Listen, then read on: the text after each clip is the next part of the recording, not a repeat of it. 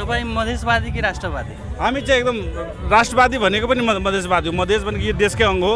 मधेसलाई चाहनु भनेको यो राष्ट्रलाई चाहनु हो। त्यही भएर यसमा कुनै फरक चाहिँ छैन। उपेन्द्र यादवजी भन्नुहुन्छ म चाहिँ मधेसको पहिचान दिलाउनमा धेरै चाहिँ सकारात्मक थिए र पहल पनि गरेको थिएँ। उहाँ भन्नुहुन्छ आरक्षणको व्यवस्था मैले नै गराएको हो, धेरै कुरोहरू स्वाभिमानको स्थापना मैले नै मधेसमा गराएको भनेर उहाँहरू अभिव्यक्ति राख्नुहुन्छ के तपाईँ यसमा यसलाई कसरी क्रिटिसाइज गर्नुहुन्छ? मधेसवाद उहाँले आफैले मधेसवाद जसलाई थाहा छैन उहाँले आफैले अन्तर्वार्तामा के भन्नुहुन्छ? यो मधेसवाद भनेको के हो मलाई थाहै छैन भने उसले कसरी पहिचान दिलायो त? उसले त आफैले थाहा छैन मधेसवाद भनेको हो भनेपछि उसले अरूले कसरी पहिचान दिलाउँछ? त्यो त एकदम बाह्यत कुरा हो नि। त्यो सबै जनताले अहिले बुझिसकेका छन्। उसले चाहिँ शहीदहरूलाई मर्न लाएर त्यसको भर्याङ भनेर सत्तासम्म पुगेको मात्रै हो। अहिले पनि केही पनि होइन। अहिले पनि उहाँ चाहिँ 3-4 महिना मन्त्री पद नपाएर छटपट्याएर अनि जसरी पनि बाराका मान्छेको राजनीतिक क्यारियरलाई अन्त गरेर अनि बल्ल चाहिँ आफू मन्त्री बन्ने लाइनमा आउनुभएको छ। तर यसपालि चाहिँ बाराका जनता सचेत छन् र यसपालि चाहिँ यहाँको जनता चाहिँ धरतीपुत्रलाई नै चयन गर्छन् भनेर शिवचन्द्र कुशवाहाजी जित्नुहुन्छ भनेर यहाँका जनता कतिको आशावादी छ, कतिको पोजिटिभ छ? धेरै आशावादी छन्। जनताहरू एकदम पुरा निश्चित भइसकेको अवस्था छ। जनलहर छ, हरन छाप नै जित्छ। किनभने यहाँ धरतीपुत्र उम्मेदवार यो क्षेत्रको उम्मेदवार भनेको शिवचन्द्रजी नै हुनुहुन्छ। उहाँको प्रतिस्पर्धामा अरू आउनुभएको छैन, सबै बाहिरको उम्मेदवारहरू मात्रै छन्। त्यही भएर उहाँ नै जित्नुहुन्छ। सामाजिक सञ्जालमा आज भोलि तपाईँको अब विपक्षमा भनौँ कि भ्रम भनौँ केही कुरोहरू भाइरल भइरहेको छ, के ती भ्रम नै हो कि यथार्थ पनि हो? विरोधी पार्टीहरूले एजेन्डामा पनि प्रतिस्पर्धा गर्न नसक्ने, जनलहरमा पनि प्रतिस्पर्धा गर्न नसकेपछि अनेक षड्यन्त्रहरू गर्छन्, अनेक झुटा समाचारहरू बनाउँछन्, अनेक झुटा भिडियोहरू बनाउँछन्। त्यो चाहिँ निर्वाचनकै मुखमै किन आयो त्यो पनि बुझ्नु पऱ्यो नि। त्यो जुन कुरा 1 वर्षदेखि पहिलादेखि थियो त्यो निर्वाचनको मुखमा किन आयो? त्यो भनेको खानजीहरूको भिडियो पनि म भन्दैछु जसपा मान्छेहरूले गरेका हुन्, जसपाका मान्छेहरूले त्यो गरेका हुन् र त्यही भएर यो चुनावको अगाडि चाहिँ प्रचार प्रसार गर्दैछ। यो कुरा चाहिँ समस्त मुस्लिम वर्गले पनि बुझ्नुपर्छ। यो जसपा पार्टी भनेको मुस्लिमको विरोधी पार्टी हो, त्यो कुरा चाहिँ बुझ्नुपर्छ। पूर्व मन्त्री ज्वाला शाहजी हुनुहुन्छ, उहाँबाट बुझौँ उहाँ चाहिँ यी घर दैलो कार्यक्रममा कतिको व्यस्त हुनुहुन्छ, प्रचार प्रसारमा कतिको व्यस्त हुनुहुन्छ, उहाँले आफ्नो पार्टीलाई जिताउनका निम्ति के कस्ता रणनीति अपनाउनु भएको छ वहीँबाट बुझौँ। जी नमस्ते। नमस्ते। तपाईँ कतिको व्यस्त हुनुहुन्छ अहिले? चुनावी धेरै व्यस्त छु। धेरै व्यस्त हुनुहुन्छ। यहाँका जनताहरूको प्रतिक्रिया लिँदाखेरि तपाईँको उपेन्द्र यादव तथा यी जनमत पार्टीको काँडाको लडाइँ हुन्छ, उनीहरूले नै अब उनीहरूबाटै कोही एउटा जित्छ भनेर त्यस्ता अभिव्यक्तिहरू दिनुभएको छ। तपाईँले के लाग्छ? पहिलो कुरो त उम्मेदवारहरूको हिसाबले तपाईँहरू हेर्न सक्नुहुन्छ कतिवटा उम्मेदवारमध्ये को उम्मेदवार बलियो, को उम्मेदवार दृढ सङ्कल्प बोकेर हिँडेको, उद्देश्य पुरा गर्न सक्ने र सबै जनताको समस्याहरू बुझेर समस्यालाई समाधान गर्न सक्ने कोसँग तागत छ, कोसँग हिम्मत छ भने सबै जनतालाई थाहा छ। पुरुषोत्तम पौडेलजी भन्दा अरू त्यस्तो उम्मेदवारमा देखेको छैन भनेर आम जनमासमा, किसानहरूमा, महिलाहरूमा, विद्यार्थीहरूमा, युवाहरूमा जुन खालको एउटा उत्साह बनाएको छ यो क्षेत्रमा। जब हाम्रो पार्टीले, हाम्रो सर्दै कमरेड केपी ओलीजीले जो पुरुषोत्तम पौडेलजीलाई निर्णय गरेको छ पक्कै पनि एउटा उत्साहित बनाएको छ र यो उत्साहितले पक्कै पनि हाम्रो विजय सुनिश्चित छ। भन्दाखेरि तपाईँ यो विश्वस्त हुनुहुन्छ पुरुषोत्तमजी नै निर्वाचित हुनुहुन्छ? विश्वस्त छु, एकदम 100%। के मानेमा विश्वस्त छु भने 100 रुपियाँदेखि वृद्ध भाता, एकल महिला भाता, बाल पोषण भाता लगायतको जो 100 रुपियाँदेखि 4000सम्म जो अहिले वृद्ध भाता पनि एमाले पार्टी सरकार हुँदाखेरि जो सुरुवात गरेको हो। जनता आवासको कार्यक्रम तपाईँलाई थाहा छ। त्यति मात्रै होइन, बारा जिल्लामा टोर्नाडो आइसकेपछि घर टहराहरू ढाल्यो, मान्छेहरूको मृत्यु पनि, कतिपय मान्छेहरूको मृत्यु पनि भयो, बालबच्चाहरूको टुरापन जस्तो अवस्था भयो। 6 महिनाभित्र घर बनाएर 879 घर जति बनाएर 6 महिनाभित्र फास्ट ट्र्याकबाट जो हाम्रो सम्माननीय प्रधानमन्त्री केपी शर्मा ओलीजी हुँदाखेरि बनाएर दिनुभएको हो। त्यति मात्र होइन, हुलाकी रोड होइन, अस्पतालका कामहरू, कयौँ ठुल्ठुलो योजनाहरूको कार्यक्रमहरू जो अगाडि बढिरहेको अवस्था छ र त्यो अधुरा काम पुरा गर्नको लागि सबैलाई थाहा छ कि कयौँ अधुरा कामहरू छ। त्यो अधुरा काम कसले पुरा गर्छ? एमाले पार्टी मात्रै। तपाईँ भन्नुहुन्छ यहाँ तपाईँको मधेसको पहिचान र मधेसको आरक्षण र विभिन्न तपाईँको सेवा सुविधाहरू मधेसको जनताहरूको ठाउँ ठाउँमा पहुँच पुगाउनका निमित्त उपेन्द्रज्यूले आफै चाहिँ भन्नुभएको छ मेरो ठुलो योगदान छ यी मधेसी जनसमुदायलाई विश्व सामु चिनाउनका निमित्त मेरो ठुलो योगदान छ उहाँले आफै भन्नुभएको छ। त्यस्तै सीके राउतजी भन्नुहुन्छ म मधेसको मसिहा हो भनेर त्यस्ता अभिव्यक्तिहरू आइरहेको छ। कस्तो कुरा हुन्छ भने नि सबैले आफ्नै आफ्नो दहीलाई कसैले अमिलो भन्दैन क्या, बुझ्नुभयो नि। अब उपेन्द्रजीले म मधेसको सबै मुद्दा सम्बोधन गर्छु भन्ने त्यही उपेन्द्र यादवजी होइन हिजोको दिनमा मधेस आन्दोलनमा गरिबहरूलाई आन्दोलनमा हाम फाल केही गरी मृत्यु भएको खण्डमा म 50 लाख दिन्छु भनेर जिम्मा लिएको होइन। कसको घरमा 50 लाख पुर्याएको छ प्रमाणित गर्नुभएको छ? कसको घरमा पुगेको छ 50 लाख? आज गरिबका छोराछोरीहरू, गरिब मान्छेहरू, गरिब जनताहरू कम्तीमा सोचेर पनि बाध्य भएर पनि ज्यान फालेको छ नि। मधेस आन्दोलनको कुरा गर्ने हो भने उसले के सोच्यो भने 50 लाख त म कमाएर पनि यति जम्मा गर्न सक्दिनँ। यदि म एकजना मरेमा मेरो 10 जना परिवार पालिन्छ भने बरु मर्नु बेस, गएर मर्दिउ। 50 लाख घोषणा गरेको छ के बिग्रिन्छ भनेर हाम फालेको छ। यो गरिब जनताहरू हाम फालेको छ। मृत्यु भयो, मृत्यु भएपछि अहिलेसम्म सुनेको छ? लास्टमा के गर्यो? भैँसी दिएर समस्या हल टार्नेतिर गयो। भैँसीमा केही समस्या हल हुन्छ? एउटा भैँसी दिने, अझ कतिपय घरमा त्यो पनि पुगे छैन, त्यो खालको भयो। मधेस प्रदेशमा सरकार बन्यो, तपाईँलाई थाहा छ राम्रोसँग। बेटी पढाऊ बेटी बचाऊ अभियान लगायो होइन, हामीलाई खुसी लाग्यो। बेटी पढाऊ बेटी बचाऊ अभियानमा हामी पनि खुसी भए, राम्रै हुन्छ। व्यवहारमा लागू भइसकेपछि साँच्चीकै बेटीलाई एउटा छोरीलाई सुरक्षाको सहित पढाइमा हामी उजागर गऱ्यो भने त एउटा उत्साहित पनि हुन्छ। छोरी र छोरा समान व्यवहारमा हुन्छ भनेर सोच्यो। के गर्यो भने उल्टै कागजमा सीमित गर्यो। एउटा साइकल 4500 पर्ने साइकल अनि कागजमा 12,000 बिल बनाएर हुन्छ? यो पनि हुन्छ, यस्तो पनि हुन्छ। अख्तियारमा चलिरहेछ। यस्तो गलत चिजको हामी भण्डाफोर गर्ने कि नगर्ने? र मेरो आग्रह तपाईँहरूलाई पनि एउटा मिडिया कर्मीको हिसाबले मेरो के आग्रह छ भने सबैजना गलतलाई गलत छुट्याउन सक्नु पर्यो, सहीलाई सही छुट्याउन सक्नु पर्यो र राम्रो मान्छे हाम्रो मान्छे राम्रो मान्छे हामीले छुट्याउन सक्नु पर्यो, ताकि हामी देशलाई एउटा सुधार्ने गरी, देशलाई बचाउने गरी, आम जनतालाई सेवकको भूमिका निर्वाह गर्ने अगाडि बढ्नुपर्ने हुन्छ। जनताहरूबाट हामी चाहिँ प्रतिक्रिया लिँदा कतिपय जनताज्यूहरूले भन्नुभएको छ सीके राउतज्यू कयौँचोटि जेल जानुभएको छ यी मधेसकै मुद्दाका निमित्त, यी मधेसका पहिचानका निमित्त, मधेसीका अधिकारका निमित्त कयौँ पटक जेल जानुभएको छ, प्रहरीद्वारा दमनमा पर्नु भएको छ। त्यस्ता अभिव्यक्तिहरू आयो। उहाँ चाहिँ करोडौँको नोकरी छोडेर विदेशबाट नेपालमा तपाईँको जनताको हक अधिकारका लड्नका निमित्त आउनुभयो। यी अभिव्यक्ति आउँदाखेरि तपाईँलाई के लाग्छ? सीके राउतजी पनि यी मधेसका लागि उपयुक्त नै हो कि? म त केही भन्न सक्दिनँ। सीके राउतलाई एउटा वार्ता प्रक्रियाबाट ल्याउने हाम्रो सर्दै कमरेड केपी ओलीजी नै हो। मान्छे राम्रो ठाउँमा आउन्, सबैको प्रगति हुन्, सबै आफ्नो ठाउँबाट शान्तको एउटा अनुभूति गरून् भनेर हाम्रो केपी शर्मा ओलीजीले नै यो थाल्ने गरे हो, सुरुवात गरायो र पार्टी दर्ता गरेर अगाडि बढेको अवस्था छ।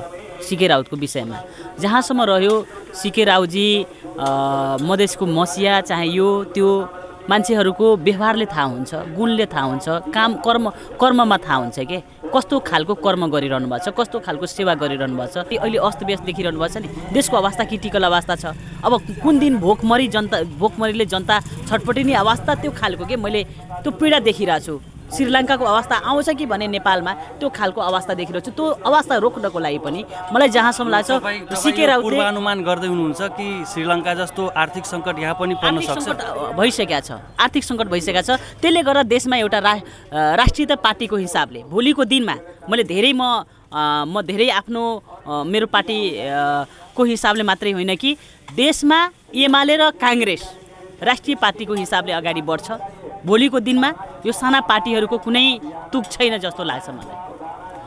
अनि यो आर्थिक सङ्कट, जब हामी चाहिँ आर्थिक सङ्कटबाट गुज्रिने छौँ, यो जान्दै पनि यी मन्त्रीहरू यी सांसदहरू भागबण्डामा किन उल्झिएको छ? यस सन्दर्भमा बुझ्न सकिया होइन। भागबण्डामा अल्झिनु नपर्ने, हामीले एउटा राष्ट्रिय सहमतिको हिसाबले हामीले सबैलाई एउटा केन्द्रबिन्दुमा राखेर एउटा समस्या, जटिल समस्या के हो, अहिले तत्काल गर्नुपर्ने र दीर्घकालीन रूपमा गर्नुपर्ने कामहरू के हो, अहिले वास्तविक रूपमा के थाल्ने गर्नुपर्ने। मैले देखेअनुसार म त केही दिन कृषि मन्त्री थिएँ नि त, म केही दिन 42 दिन मन्त्रालय सम्हालेको होला। 42 दिन मन्त्रालयको हिसाबले सम्हालिराख्दाखेरि मलाई के लाग्यो भने पहिला त म 13 दिन मन्त्रालय सम्हालेँ, पहिला कृषि मन्त्रालय, र अहिले 42 दिनमा त्यस्तै पर्यो मेरो परिस्थिति काम गर्ने बेलामा। किन यो यति चाँडै किन यो मन्त्री हेरफेर हुन्छ 12 दिन 42 दिन? त्यही भएर त यो समस्या उत्पन्न भइरहेको छ देशमा। अब यो छिटो परिवर्तन हुने, छिटो चेन्ज हुने र यसले गर्दाखेरि अस्थिरता लग्यो के, अस्थिरतातिर देशलाई लग्यो। अनि यसलाई के देख्छु भने पहिलो कुरो त हामी कृषिमा ध्यान दिनुपर्ने हो। जस्तो हामी धेरै थोकमा हामी विकास बजेट छुट्याएका छौँ, तर त्यो बजेट अनुसार हामीले छानबिन गर्दै जाने हो भने त्यो वास्तविक बजेट कुन ठाउँमा लगानी गर्ने हो, कुन ठाउँमा हामीले राम्रोसँग काम गर्ने हो र कुन चिजलाई प्राथमिकता दिनु हो। पहिलो कुरो त हामीले 5 वर्ष एकैचोटि 5 वर्ष कार्यकाल हुन्छ नि, 5 वर्ष एकैचोटि कृषिमा मात्रै ध्यान दिनुपर्ने देखिन्छ, अनि मात्रै सुध्रिन्छ। जस्तो किसानहरूको कोही खेतहरू तपाईँले अनुसन्धान गर्नुहुन्छ भने खेतमा पानी पुग्या छैन, मल खाद समयमा आइपुग्या छैन, औजार हातमा पुग्या छैन। कसको हातमा गएको छ? जो बिचौलिया छ नि, जो वास्तविक किसान छ, उसलाई त न कागज लेख्न जाने छ न केही छ, ऊ त काममै व्यस्त हुन्छ, उसको हातमा पुग्या छैन। जो चाप्लुसी गर्ने, वरिपरि बस्ने, सत्ताको वरिपरि बस्ने, स्थानीय सरकारमा पनि उही चुसिराख्ने, प्रदेश सरकारमा पनि उही चुसिराख्ने, केन्द्र सरकारमा पनि उही चुसिराख्ने, अनुदानको नाममा उही लिइराख्ने किसानहरू त वञ्चित भएको छ। अनि त्यस्तो किसानहरूलाई कम्तीमा सूचीकृत गरेर वास्तविक किसान को त्यसको सूचीकृत गर्ने, कार्डको व्यवस्था गरिदिने, रातो कार्ड, पहिलो कार्ड, हरियो कार्ड। समयमा हामीलाई मल खाद मिल्दैन, तपाईँको मल खाद मिल्दैन। सरकार समक्ष गएर गुनासो गर्दा हामीलाई बाहिरबाटै मल इम्पोर्ट भएको छैन त्यस्ता अब गुनासोहरू राख्दाखेरि त्यस्ता अब कुरोहरू गरेर टाल्नुहुन्छ हैन। र यो मल खादमा तपाईँको डिलरमा नमिल्नु, सामान्य पसलहरूमा मिल्नु, ब्ल्याक मार्केटिङ खुलेआम भइरहेछ यो खाद मलमा। यो यसमा सुधार ल्याउनका निमित्त यसमा पनि विकृति छ। तपाईँले एकदम राइट कुरा भन्नुभयो। तपाईँले के राइट कुरा गर्नुभयो भने हामी खादमल राज्यको तर्फबाट आउँछ हैन, खादमल आइसकेपछि डिलरको माध्यमबाट या कुनै सहकारीको माध्यमबाट जस्तो जान्छ नि। अहिले त हाम्रो 3 तहको सरकार बन्यो, स्थानीय सरकार, प्रादेशिक सरकार, सङ्घीय सरकार। सङ्घीय सरकारले के गर्छ भने स्थानीय सरकारमा अहिले डाइरेक्ट पठाउने गरेको छ खादमल। अहिले सुन्नुहोस्, अनि स्थानीय सरकारले के गर्छ भने कोही स्थानीय प्रतिनिधिहरूको, म पनि एउटा प्रतिनिधि हो, जनताबाट निर्वाचित भइसकेको प्रतिनिधि हो 3 नम्बर क्षेत्रबाट, र कोही प्रतिनिधिहरू के गर्छ भने जस्तो वार्डमा जान्छ, खादमल त जान्छ, वार्डमा कुन किसानलाई चाहिने। अब कोही प्रतिनिधिहरू के गर्दो रहेछ भने मेरो भोटर को छ उसैको घरमा पुर्याउने, मेरो भोटर तपाईँ हुनुहुन्छ भने तपाईँले मात्रै दिने, मेरो भोटर छैन भने नदिने, माइनस गर्ने, त्यो खालको देखाएको छु कि म 42 दिनमा त्यो खालको अनुसन्धानबाट धेरै ठाउँमा फेला पारेँ। धेरै ठाउँमा सुधारका निमित्त भर्खर त टेक्दै थिएँ बाबा, भर्खर म टेक्ने प्रयत्न, त्यो त पुरै म मन्त्री रहन्छु चाहे रहदिनँ, तर यो चिजलाई सुधारेर छाड्छु। जहाँ कि खादमलको समस्या किन आउँदो रहेछ भने कोही चिजहरू प्रक्रियागत जाँदै टेन्डर मार्फतबाट जाँदै समय लगाइदिने हैन। अनि हामीले G2G मार्फत हामीले माग गर्यो, G2G मार्फत जाँदाखेरि जस्तो इन्डिया सरकार, नेपाल सरकार फास्ट ट्र्याकबाट हामीले खादमल ल्याउने, समयमा ल्याउने, असारमा र साउनमा किसानहरूले बढी चाहिने रहेछ के खाद, त्यतिखेर हामी पुर्याउन सक्नुपर्छ। त्यो पुर्याउनको लागि जस्तो खादको अभाव थियो, म 42 दिन मन्त्री हुँदाखेरि पैसा छैन, बजेट। हामी चाहिँ बारा जिल्लाको क्षेत्र नम्बर 2 मा छौँ र यी आउँदो वैशाख 10 गतेको जुन उपनिर्वाचन हुन गइरहेको छ, यी क्षेत्रमा अहिले चुनावी प्रचार प्रसार तथा चुनावी माहौल अहिले एकदम तीव्र रूपले चलिरहेको छ। किनकि मधेश के मुद्दा सबके लेके उपेंद्र यादव जी सब चल रहल छथिन। उपेंद्र यादव तो यहाँ से जीत के गेल बा, लेकिन वो व्यक्ति तो गद्दारी कैल बा, वो व्यक्ति तो नहीं खे आयल यहाँ, एको कोनो विकास तो नहीं खे कैले, न कैले बारे कहाँ एको बताऊ। आज ना अभी के समय में सीके राउत के जे पार्टी से तो नया पार्टी आयल बा, अभी नया बा, जीती हारी अभी आगे बताई भविष्य के बात बा। कई बेरी जेल गेल बाटे, उ लाखों बेर जाओ, हर नेता जेल जाता, एगो ही बात नहीं के। हमनियो नेतगिरिये में के आदमी बाड़ी, हमनियो अपने के 46 साल से कार्यक्रम अभी तक ले करत आयल बाड़ी, लेकिन कोई पार्टी अपने के जितना जनमत से लेके सब पार्टी से लेके आयल बा, विकास में अभी केहू नहीं खेल। बताओ जो हम हई विकास कर दिले बड़ी, हई अपने के गढ़हल के अपने के कथी नाम रही ओकर हो, सोहन चौधरी के माने के जी विकास कैल बा। ओकरा अलावा अभी कोनो पार्टी बताओ जितना पार्टी जीत के गेल बा 46 से आज दिन तक ले कोई अपने के नहीं के विकास के लिए तो केकरा में हमनी विश्वास करू? कौन नेता बा हमनी के लायक? नेता कोनो नहीं के, कोनो नहीं के ना ना।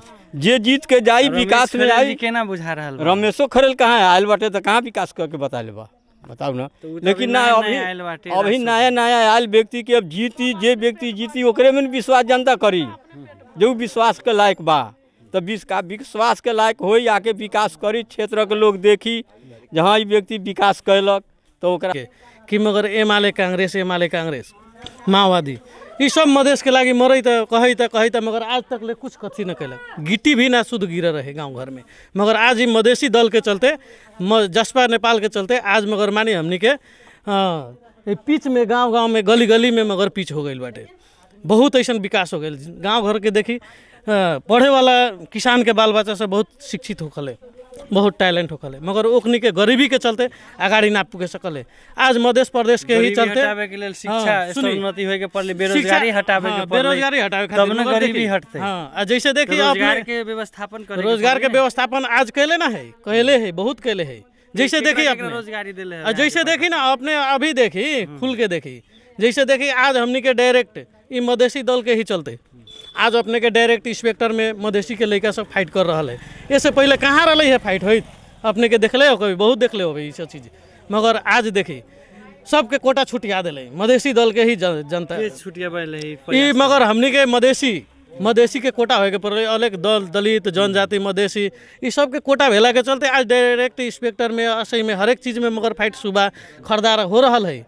ई के चलते है आज बहुत विकास कैले है। हर एक गांव में रोड़ा ना रहे मगर आज पिच है। आज सुना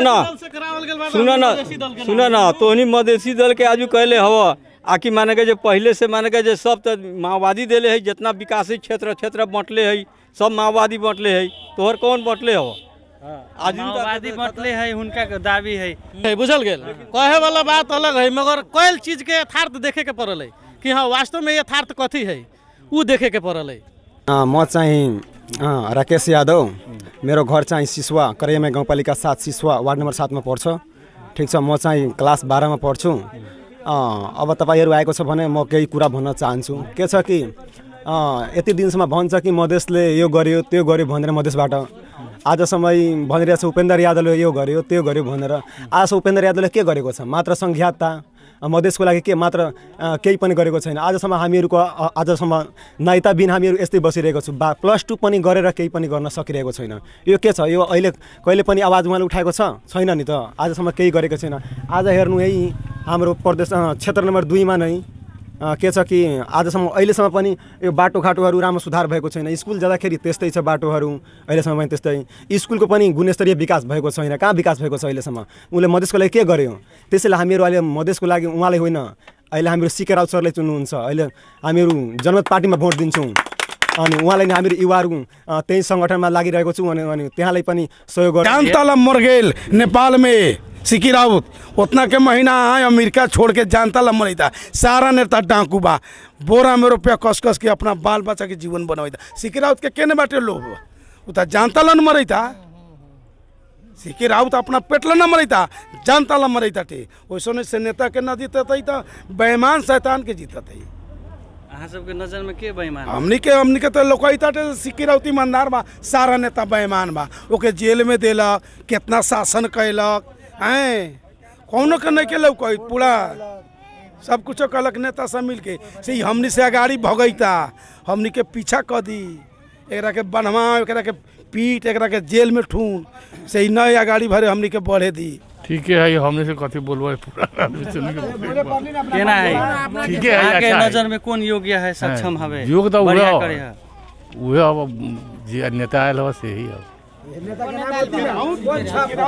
सीके राउत के पार्टी के हिसाब से यहाँ वोट दे शिवचंद्र जी के वोट दे कि सीके राउत के नाम पर जी के वोट नहीं पड़े सी वोट पड़े सीके राउत के सीके राउत जी के वोट पड़ रहा है, उनका नाम पर वोट पड़ रहा है, उनकर नाम पर शिवचंद्र के वोट पड़ जा। ठीक, धन्यवाद। देखो बउआ, अब लड़ाई बाटे ना तो उम्मीद तो हमके सबके टोला में सिकही राउत बा, लेकिन अब भविष्य नहीं जाने गई कैसन अपन अपन दिकदारी। हाँ सिक्के राउत के साफा जीत बा समर्थन करा हाँ पूरा समर्थन बा हमनी के सिक्के राउत से सिक्के राउत का भी जीत कराइए के छोड़े के बा सिक्के राउत जी ना उनका पार्टी से उपेंद्र राव वहाँ से खरीद तो इहो से खरीद के छोड़े के बा हमनी के हाँ इहो से रह देवे के नहीं क्यों करा के हमनी के पूरा समर्थन बा सिक्के राउत के जितावेला तो बड़े जिला से हमनी हाँ बड़े जिला से हमनी खरीद देवे अहाँ सब खहेर देबै जी अहाँ सब ओकरा खहेर के बगला देबै हाँ मतलब हराए के छोड़े के ना तो ई तो जीतबे करिए न बुझली हाँ ई नेताजी जीत हम नाम की एमे कहे के नहीं कहाँ लोग छोड़ी सब यहाँ सब खरीदिए देवे के बाद सब जैसे हुई तैसे जेंगे या होते गया किनका उपेंद्र के हां खरीदिए देवे के सापा खरीद देवे के बाद वो तो मधेश के लिए बहुत चीज कैले कथि कैले बा वो सब मुझे डकैती कैले बा चोरी कैले बा कि हम बहुत चीज कैले बानी बहुत कुछ सब ना देखै छै कितना कुछ कैले बा ई जे जीती शिवचंद्र कुशवाहा जी कथि कथि करी सब कुछ करी भरोसा हावे उनका हम सब एकदम हमनी के जैसे तैसे उनका के जितावे के बा पैसा वैसा ये तो उतर ले ले नहीं खे ना हमनी के पैसा कितना मिलता हमनी के पार्टी साटी से कोनो मतलब नहीं हमनी के लोग के दे माने हमनी के ना लेवे के बा खाए पिए वाला धंधा नहीं ना वो बात नहीं खे रमेशो खरेल जी बा ए बने से तो रमेश खरेल जी के केना बा ए बन के अवस्था वही दोनों के केना आदमी ठीक बाड़ा वो हाकिम रहतले बड़ा कंट्रोल करके चलावलन पर अभी उनकर बोल बाल लग नहीं खे अभी बोल बाल आदमी तो ठीक बाड़ा जन बेर बीरबा जी रहस तो ले तो एरिया अच्छा रख रहसु चोर लबार के सबके सही देले रहस बुझाइए कौन ठीक बा दोनों में वोट उपेंद्र यादव के दे व्यक्तिगत वोट उपेंद्र यादव के दे उपेंद्र यादव की ही जितला से परिवर्तन हुई सिक्के राउत के जितला से परिवर्तन ना हो सकी बढ़िया बा समझ ली अहू मतलब कि उपेंद्र यादव के उपेंद्र यादव जीत के जइहन सदन में तो आवाज उठैहन अब मधेश ला कुछो करियन तब मधेश ला उहे करियन सिक्के राउत से अभी कुछो ना हो सकी ऐसे कि सिक्के राउत से ना हो सकी बारे सिक्के राउत तो वही के सिक्के राउत से ऐसे ना हो सकी जबकि अभी जीतल बाड़न तो अपने के वो अपना भौजाई के मनोनीत रख लेलन भाई के रखलन मनोनीत वो अपने अपने घर में देखै जालन सिक्के राउत जी आ चुतिया फसल बा लोग के दूसरा के कि हम हई कर देम हऊ कर देम का कर देम वो अपना भौजाई के रखले बाड़न वो अपना भाई के रखले बाड़न दूसरा कमने लोग के देखले बाड़न आहा मतलब किनका समर्थन करबे उपेंद्र यादव आहा के केना बुझा रहल परिवर्तन कौन करी आहा के क्षेत्र के अच्छा एगो बात अपने कहनी कि दोनों मधेश के नेता बा बहुत अच्छा कहनी है जब वो मधेश के नेता रहतन हमारा नज़र में तो ये एंती ना हो मधेश के नेता उहे ह जवन उपेंद्र यादव कहल व्यक्ति बा उहे ह जथी चाही जथी कर सकले अभी मधेश के लिए सिक्के राउत कथी कैले बा अभी नए आयल बा 10 लाख रोजगारी देवे के बात कैले बा 10 लाख किसान कार्ड बनावे के बात कैले बा बहुते ढंग के बात कैले बा हाँ मधेश के एगो मतलब स्वाभिमान के बात कैले बा बहुते बात कैले बा आहा कहीं चिन्ह कैले है कोनो बात नहीं कि कौन नेता के बाटे पावर 10 लाख कोनो नेता जाए तो वोट मांगे नु तो कहते 10 लाख पाए थी में बा हमारा जेबी में बने थी नौकरी उपेंद्र यादव के मुँह से सुन ले कब्बो ना उ देश के प्रति देखना ई ना कि हमरा के वोट दो हम जीत जाम तो तोरा के नौकरी लगा देम ऐसा कोनो बात नहीं है वो कितनो कहन 20 लाख 50 लाख नौकरी लगाम कोनो प्रभाव ना पड़ी ई वहाँ के नेता ना हवे वहाँ के जनता ना हवे कि 10,000 12,000 15,000 से हराई वहाँ के लोग लेना रहे वहाँ के लोग जाना ले उपेंद्र यादव कैसन चीज़ है बुझल गया विचार में कौन अच्छा बा हमने के विचार में उपेंद्र यादव जी अच्छा पड़न ना हमने क्या कहे के मतलब है उपेंद्र यादव यहाँ से 13 वोट से जीत के जाइए यहाँ से उपेंद्र यादव जीतबे करी जे हाँ 13 वोट से माने उनिकारी जे मधेश के मसीहा जनमतो पार्टी के अध्यक्ष सिक्के राव जी भी दावी कैले छथिन शिवचंद्र कुशवाहा के जितावे के लिए तो वो तो मधेश के मुद्दा के साथ चल रहा बा तो हुनका काहे न जीतब यहाँ चोर पार्टी बा एमे से एमे फान के एमे से एमे फान के हेतना उपेंद्र यादव मर गेल देश ला तो कोनो बाते नहीं के वो सिक्के राव भी तो कई बार जेल गेल बाटे तो हुनका सबके कला न समर्थन कर हमनी के साफा उपेंद्र यादव के सुलियर बा साफा 13 वोट से हां सब समर्थन कर हां हमनी देखै त नहीं मा देखने के ना भल चर्चा में वोट भेला था उपेंद्र यादव जी रहे छै ऐसे से हमनी भल अभी चुनाव बीतलै है तो में तो उनका के हमनी सिक्के राव जी के यहाँ से अथी के शिवचंद्र जी के तो यहाँ के जनता हरा दिलै नु 5 दलीय गठबंधन से रहन उ लोग तो पर भी यहाँ के जनता उनका के ना अथी कर दिलन से ना अपने अब चुनाव यहाँ से ना लड़ू ये से अपने एक बेर जीत चुकल बानी माओवादी में रह के आ जीता रही तो आज तक ले बॉर्डर पर से लेके सखुआ के पाता पर एगो टॉयलेट भी केनहू ना बना के छोड़ ले बारन। तो ये से जनता उनका के देख चुकल बा। अब उनका के यहाँ से 2 हरा दिल आ फिर एहू चुनाव में बहुत बेकार बुरा तरीका से हरियाणा हूँ। शिव चंद्र जी की तो बातें छोड़ दी। शिव चंद्र जी 2064 साल में जब यहाँ चुनाव लड़लन तो उनका वोट मांगे ला घर के बेटी बहन गांव के भी बेटी बहन लोग घर घर से लोग लागल एगो गरीब जान के एगो मतलब कि नया पार्टी जान के लोग उनका वोट दिलक। लेकिन जौन हिसाब से उनका वोट देकर चुनाव जीतल वही हिसाब से वो जनता प्रति नकारात्मक सोच कलन। आज तक केहू जनता से पूछल ना हो का खबर बा का हाल बा कुछ ना, बस चुनाव आई चुनाव लड़े के बा। आ सवाल उपेंद्र यादव के बात आयल एगो राष्ट्रीय अध्यक्ष आ उस सब के बात छोड़ दी उनकरा ऐसा मतलब कि ये मधेश में आज मधेसी कह के हमने के पहचान दिलाए लगे उहे बड़न। आज 33% आरक्षण जब हमने के नौकरी ला जाता नहीं तो खुला में ना जाके सबसे पहले हमने मधेसी प्रमाणित करवाता नहीं। यदि वो 33% हमने के ना मिल रहे कुछ तो मिलल नू वो 33% ना मिल रहे तो हमने क्या कहाँ बेरोजगार के बेरोजगार रह जाती। एगो राष्ट्रीय अध्यक्ष के भेला से हमने के उनकर तो बात छोड़ दी ना, उनकर तो सवाल रह गल कि केहू कहता इन्हें से उन्हें से तो उस बात नहीं के हमने में हर बार क्षेत्र बाहे के ही जीतल बा। एक बार शिव चंद्र जी जीतल बन क्षेत्र के होके ओकरा बाद में तो अपन रंग चाल दिखा दिलन। लेकिन देखी इतना उनका में कमी कमजोरी बा अपना महसूस करे के पड़ल कि भाई हम अपन नाव काहे ना रखता नहीं। एगो जीते कैंडिडेट सीके राउत के नाव हम बेचता नहीं कि सीके राउत के वोट दे सीके राउत के वोट दे। यदि सीके राउत में उतना उनका लालसा बा क्षेत्र लड़के तो हम दावा के साथ कहता नहीं यहाँ लड़ के दिखावा तब पता लगे कि हाँ कहाँ से लड़ता ना कैसन व्यक्ति से वहाँ भेंट भेल बा कह के कितना शिक्षित लोग तब उनका था लगे कि सीके राउत 2 नंबर क्षेत्र के जनता उनका का करे बा। सवाल आ गया तो वो अपने आप के मधेसी कहता ना कि मधेसी के मसीह काना हिसाब से वो कथी कैले बड़न। जब भी जेल में गए बड़न पिटाइल बड़न तभी कहला देश टुकड़ावेला मधेसी कोनो मांगला ना अपना भावे के अपना भाई के मंत्री बना के बैठे बड़न। अभी देश ला कथी कैले बड़न मधेसी के आंदोलन में इतना मधेसी मरल का कहाँ रह उस समय में। ऐसे यहाँ के जनता बहुत शिक्षित बा वो सप्तरी के बात छोड़ दी। तब अहाँ के धारणा में के ठीक होई एवं जीतला से के अच्छा विकास लाई विभिन्न विकास के क्षेत्र सब में सकारात्मक परिवर्तन करी अहाँ के विचार में कौन ठीक होई एवं जीतला से। देखियो जतेक भी उम्मीदवार इस चुनाव में उपचुनाव में उम्मीदवारी दिले उस सबसे प्रबल और सक्षम व्यक्ति ही उपेंद्र यादव जेकर योगदान से जेकर संघर्ष से जेकर नेतृत्व से ये तमाम युवा वर्ग के एगो सम्मान आ मधेसी समुदाय के एगो सम्मान और जे मधेसी समुदाय अभी अधिकार संपन्न होके कहीं रोजगार कर रहा है कहीं अपन भाषा में बात कर रहा है कहीं अपन प्रतिनिधित्व के पात्र बन के अपन समाज के प्रतिनिधित्व कर रहा है ओकर योगदान उस सब के कारण उस सब के उपलब्धि के कारण मात्र एक उपेंद्र यादव है। तो उनकर योगदान के कारण मधेश 12 जिला मात्र न पूरा मधेश विकसित भ रहा है।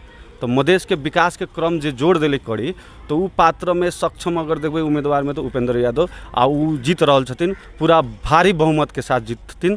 एकर अपने प्रमाण देख सकबे अहाँ जब भी गांव समाज में घूमबे तो युवा विश्वस्त बानी कि उपेंद्र यादव जी एकदम पूरा युवा विश्वस्त है 12 जिला के। अहाँ ये क्षेत्र के बात कर रहल जी भी तो मधेश के विभिन्न मुद्दा सब लेके आयल बाटे वो भी मधेसी के मान मर्यादा स्वाभिमान के लेल कितना बेर जेल गइल बाटे वो भी दावी करता हम मधेश के लिए प्रश्न करे के चाहे छी सीके राव जी जेल कौन मुद्दा पर भीतर गेल के वो हमरा के जानकारी करा देवल जाओ विखंडन के की अधिकार के। अब अधिकारो होई नहीं ना अधिकार के विखंडन अब वही समय में हुनका विखंडन के रही भावना जेना कि जी एगो मधेश छूटे देश कह के वहाँ के एगो एजेंडा रही उस समय में तो हम जेल गए छथिन विखंडन के लेल अधिकार के लेल आज तक ले जेल तक नीलो न खैले छिन लठियो न खैले छिन संघर्षो न खैले छिन मधेश के अधिकार के विखंडन के सवाल रहले तोड़ देले रही तो विखंडन में तो गोड़ के ओकरा जेल में रख देवे के चाहिए। मधेसी युवा विखंडन के पक्ष में कदापि न रहले कुछ रहले उनकर भ्रमित भाषण या भ्रमित कुछ से अपन रहले लेकिन मधेश के 99% युवा विखंडन के पक्ष में न रहे। विखंडनकारी आदमी के गोड़ टूटौ वो विखंडनकारी आदमी के सर फुटौ विखंडनकारी आदमी जेल में जाओ उससे मधेश के युवा के कोनो मतलब अधिकार के लेल हमर सम्मान के लेल हमर भाषा के लेल हमर आरक्षण के लेल हमर प्रतिनिधित्व के लेल लड़ल होता तो सम्मान सीके राउत के नहीं लड़ल छथिन तो नमस्कार उनकर। सबसे प्रथम अहाँ के संघीयता के जननीय उपेंद्र यादव जेकर योगदान के कारण अहाँ वार्ड में आज ढलान देख रहल छी, सड़क निर्माण देख रहल छी, कोनो सामुदायिक भवन बन रहल है या अस्पताल बन रहल है या नाला सब बन रहल है, वो मात्र एकता संघीयता के वजह से ही संभव है। काल के दिन में 63 से आगे हम याद करे के चाहतनी कि काल के दिन में 63 से आगे गाँव पालिका में 10 लाख से 15 लाख बजट आवे, 10 लाख से 15 लाख अहाँ डाटा पलटा के देख लेबे। लेकिन धारणा ले आवे वाला उपेंद्र यादव के वोट देवल जते कि विखंडनकारी सीके राउत के वोट देवल जते। हाँ, और बात बता दी छी, सीके राउत कहे के बात है, सीके राउत कह 10 लाख रोजगार केना हाथ में गिन के उंगली में गिन के कि कैलकुलेटर में गिन के।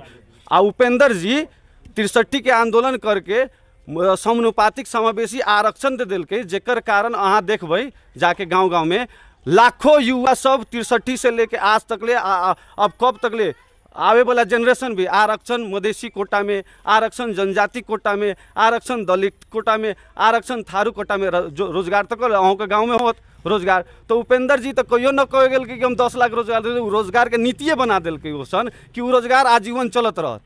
तो वो रोजगार दिवाए वाला उपेंद्र यादव के वोट देते कि सीके राउत। आ दूसर के बात यहाँ सीके राउत न लड़ल, सीके राउत के पार्टी तो शिव चंद्र कुशवाहा के तो नामे न ले रहा है। सीके राउत ओकर उम्मीदवारे न है, उम्मीदवारे भुला गए बाजार में। बैसाख 10 गते जो उपनिर्वाचन हो रहा बा बारा क्षेत्र नंबर 2 में, ओइमे के जीती, केकरा प्रति के अहाँ सबके सकारात्मक सद्भाव बा, ई विषय में अहाँ कुछ जीते के तब लड़ाई चल रहा बा। जीतेला तब कहना कि हमें कहूँ से फलना जीती, बाकी जीतेला लड़ाई चली सीके राउत में उपेंद्र यादव में लड़ाई। अभी भी के जीती तनी मनी वोट से हार जीत हुई। अहाँ सबके ये दोनों में से के जीती, अहाँ सबके जे एवं के जे मुद्दा सब है विकास के लेके वो परिवर्तन करावे के लिए के सब जीती।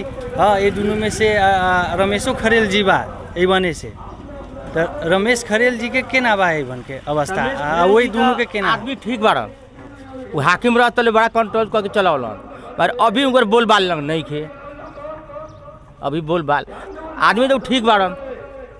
जन बेर बीरगंज रहस तो एरिया अच्छा रख चोर लबार के सबके सही दिले रह। रमेश खरे लाल भाई यहाँ क्या लड़ाई दे रहा तू, तो इतना चलती चला आदमी तो ठीक बा। मैं यहाँ लड़ाई चली सीके राउत में और उपेंद्र यादव में। अब जीती के तनी मनी वोट से कोई जीती, ये दोनों में काटा के लड़ाई बा। खास जे करी जे अच्छा मतलब कि समाज में परिवर्तन लाई, ये दोनों में से कौन अहाँ के बुझा रहा बा, अहाँ के व्यक्तिगत केकरा बुझाइए कौन ठीक बा? ये दोनों में वोट उपेंद्र यादव के दे, व्यक्तिगत वोट अहाँ उपेंद्र यादव के दे। अहाँ उपेंद्र यादव के कला वोट देवे। अब हमनी के उद्देश्य के नेता बारन अथी के मधेश के ओ नेता से जनमतो पार्टी के तो उतने प्रभाव बा मधेश में। काटा की लड़ाई हुई था कैसे, काटा की लड़ाई हुई था कैसे, बल्कि हम उपेंद्र यादव को देता नहीं, बहुत लोग देवे लगा उपेंद्र उनको के सीके राउत के। तो उपेंद्र यादव की ही जितला से परिवर्तन हुई, सीके राउत के जितला से परिवर्तन ना हो सके। बढ़िया बात समझ नहीं अहू मतलब कि उपेंद्र यादव के उपेंद्र यादव जीत के जइहन सदन में तो आवाज उठैन, अब मधेश ला कुछो करियन तब मधेश ला उहे करियन, सीके राउत से अभी कुछो ना हो सकी।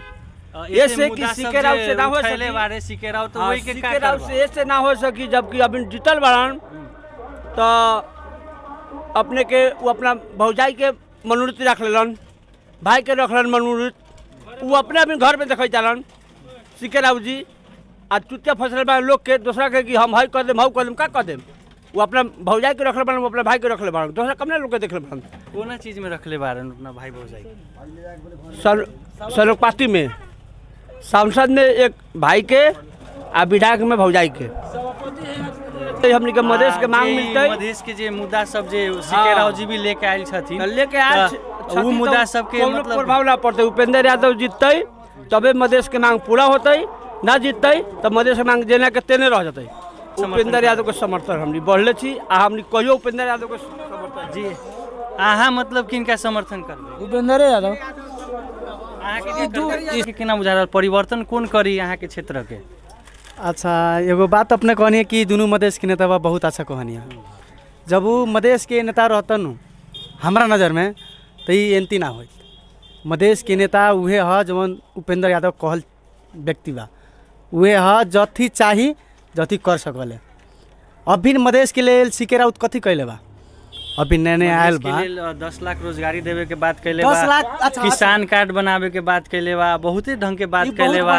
हाँ मधेश के एगो मतलब स्वाभिमान के बात कैले बा बहुते बात कैले बा। अहाँ कहीं चिन्ह कैले है कोनो बात नहीं कि कौन नेता के बाटे पावर 10 लाख कोनो नेता जाए तो वोट मांगे नु तो कहते 10 लाख पाए थी में बा हमारा जेबी में बा नहीं थी नौकरी।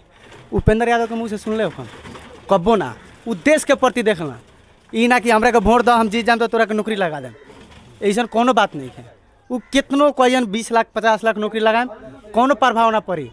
ई वहाँ के नेता ना हवे वहाँ के जनता ना हवे कि 10,000 12,000 15,000 से हराई वहाँ के लोग लेढ़ा रहे वहाँ के लोग जाना ले उपेंद्र यादव कैसन चीज़ है बुझल गया। ई जे इतना बेर जे जेल गइल बाटे अथी सीके राव जी तो जेल गइल बाटे तो जेल गइल बाटे मधेश के लेल नहीं खेनु गेल बहुत पिटाई खाइल बाटे आप सौगार्ती के लेल गेल आप सौगार्ती के लेल एथी गए जहाँ कहाँ रहे वो जब वहाँ मधेश के लोग मरत रहे तो कहाँ रहे जापान रहे अमेरिका रहे कथी करते रहे मधेश में आके आंदोलन में साथ रहे के चाहिए नु उ बेरा वो कहाँ रहे मधेश में मधेश के लड़का मरल कौन मृत्यु है उपेंद्र यादव पर्दा दलित हर चीज मुस्लिम देखले बा कौन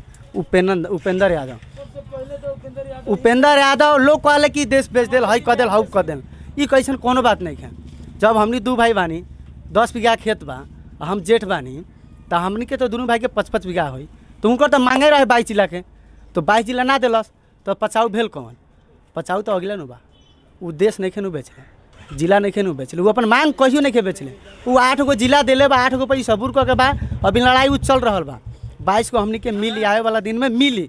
अहाँ के विचार में कौन अच्छा बा हमनी के विचार में उपेंद्र यादव जी अच्छा पड़न बस इतने 2-1 शब्द कहत हम ना हमनी क्या कहे के मतलब बा उपेंद्र यादव यहाँ से 13 वोट से जीत के जाइए यहाँ से उपेंद्र यादव जीतबे करी जे हाँ 13 वोट से माने उनिकारी जे मधेश के मसीहा जनमतो पार्टी के अध्यक्ष सीके राव जी भी दावी कैले छथिन शिवचंद्र कुशवाहा के जिताबे के लेल तो उहो तो मधेश के मुद्दा के साथ चल रहा बा तो हुनका काहे न जीतब यहाँ चोर पार्टी बा एमे से एमे फान के हेतना उपेंद्र यादव मर गेल देश ला तो कोनो बाते नहीं है। सीके राव भी तो कई बार जेल गेल बाटे तो हुनका सबके कला न समर्थन कर हमनी के साफा उपेंद्र यादव के सुलियर बा साफा 13 वोट से हाँ सब समर्थन कर हाँ हमनी देखै त नहीं मां देखने के ना कि भल चर्चा में वोट भेला था किंगे दिया ला हमगन अभी ने के भल देखनी हां वही के साफा निमन से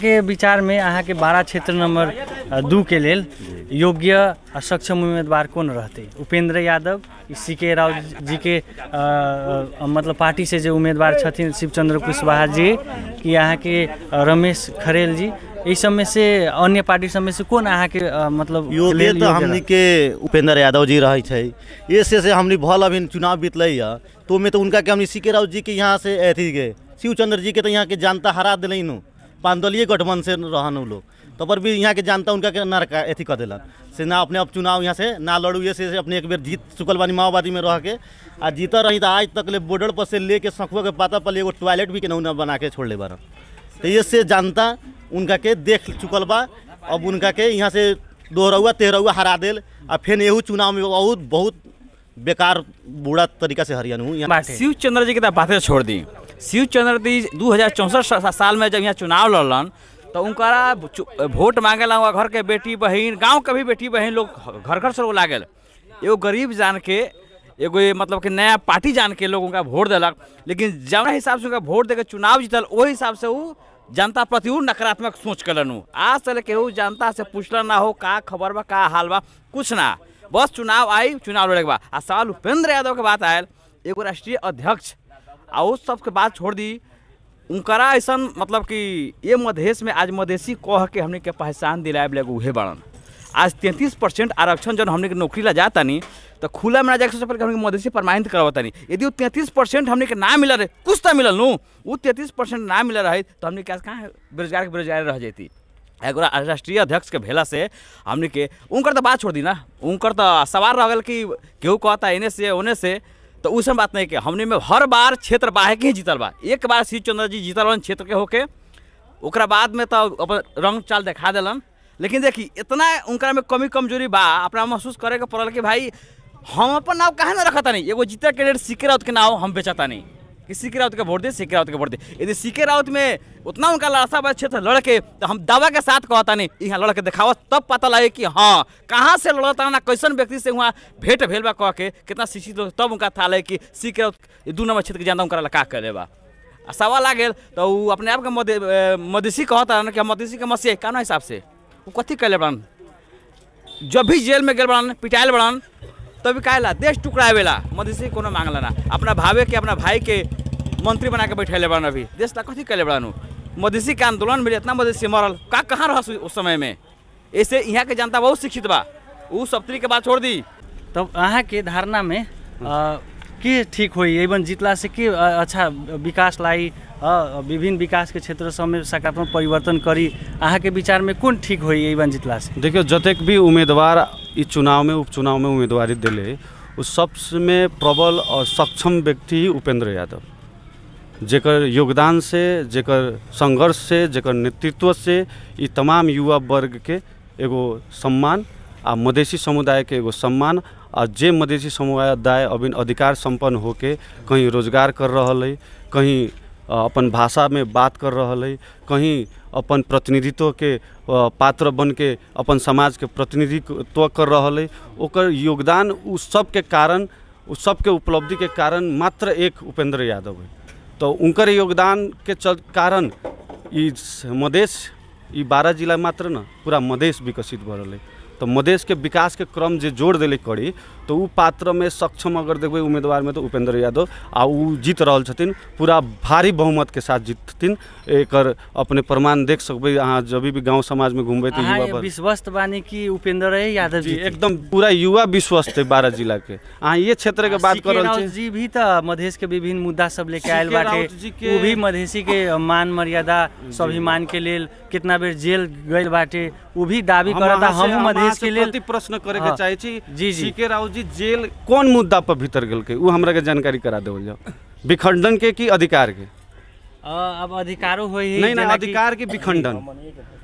अब ओई समय में हुनका विखंडन के रही भावना, जेना कि जी एगो मधेश छूटे देश कह के वहाँ के एगो एजेंडा रही ओई समय में। तो ओमे हम जेल गए छथिन विखंडन के लेल, अधिकार के लेल। आज तक ले जेल तक नेलो न खैले छिन, लठियो न खैले छिन, संघर्षो न खैले छिन। मधेश के अधिकार के विखंडन के सवाल रहले, तोड़ देले रहे। तो विखंडन में तो गोड़ के ओकरा जेल में रख देवे के चाहिए। मधेसी युवा विखंडन के पक्ष में कदा भी न रहले, कुछ रहले उनकर भ्रमित भाषण या भ्रमित कुछ से अपन रहले, लेकिन मधेश के 99% युवा विखंडन के पक्ष में न रहे। विखंडनकारी आदमी के गोड़ टूटौ, वो विखंडनकारी आदमी के सर फुटौ, विखंडनकारी आदमी जेल में जाऊ, उससे मधेश के युवा के कोनो मतलब। अधिकार के लेल, हमर सम्मान के लेल, हमर भाषा के लेल, हमर आरक्षण के लेल, हमर प्रतिनिधित्व के लेल लड़ल होता तो सम्मान सीके राउत के नहीं लड़ल छथिन तो नमस्कार उनकर।